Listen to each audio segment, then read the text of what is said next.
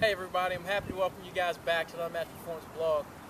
What I want to talk to you about today is something pretty important in the swing, very crucial in fact in getting your rotation and getting maximum speed through the zone with your hands and with your hips.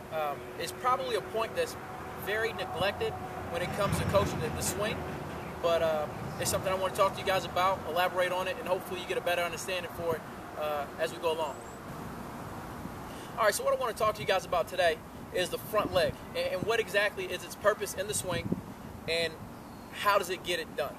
All right, a lot of times when you hear coaches break down swings, the front leg gets very neglected, either one, or what happens is there's a fallacy that surrounds what the purpose of the front leg is, two, and its function in the swing. So I'm gonna clear that up for you. I'm gonna tell you how it works and I'm gonna tell you what it does. All right, so let's go back about a block or two and talk about that back foot getting turned. That's that rotation we were talking about. Boom, getting that rotation. Well, what the front knee does, the front leg, when it straightens out, it actually helps that back foot rotate even faster. It helps those hips rotate it even faster. We talk about that power coming from the hips. Everything is coming from the hips. It's that rotation that actually gets our hands in motion. So if we can get this thing to rotate even faster, then you're probably gonna hit the ball that much further.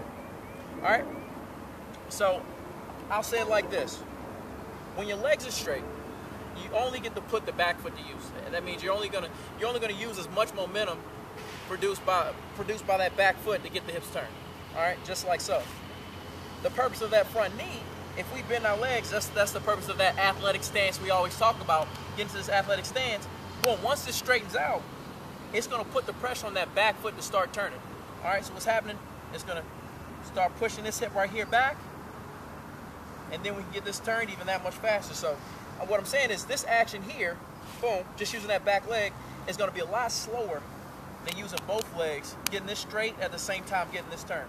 All right. The comparison, the analogy that I like to use is that of a top. All right. Think of your hips like a top. You're never going to take a top and spin it with one finger. Boom. But if you stand straight up and you only get to use your back foot, it's like you're spinning your top, your hips, with one finger. You're always going to spin a lot faster if you use two fingers. You're not going to see anybody spinning the top here. All right, so think about your hips in the same light. All right, this front leg is controlling this hip on this side. This back foot, that back foot, when it gets turned, it's going to control the hips on this side. All right, it's going to help those things torque a lot faster, a lot harder. All right, so when this thing gets straight, boom, it's going to pull this one back. This foot gets turning, it's going to pull this one forward. It makes that force that much stronger. So what has to happen is this thing has to get straight. Boom. That has to get straight by contact. A lot of times what you'll hear, however, some coaches will say, well, that knee needs to be flexed at contact, like so. Well, if that's the case, we can't maximize the torque that we want to produce. All right? And the reason why that happens is a lot of times they'll be breaking down, you'll see it more often in righty swings. When a righty steps into the box, I'm lefty. Let's pretend first base is right there. Pretending as if I'm righty. We're just inverting it. What happens is righties, after they swing, soon as they swing, most righties get ready to run. And what happens when you get ready to run? If you make contact in this position, you're obviously not going to run from this position. What's going to happen is you're going to swing, boom, it's going to get flexed, and immediately you're going to take off. So that's that common misconception that the front leg has to be flexed to get our swing to work the proper way. No, it needs to be completely flat, boom, at contact to maximize that hip torque. All right, so take that, use it, abuse it, tell your coaches about it, your players.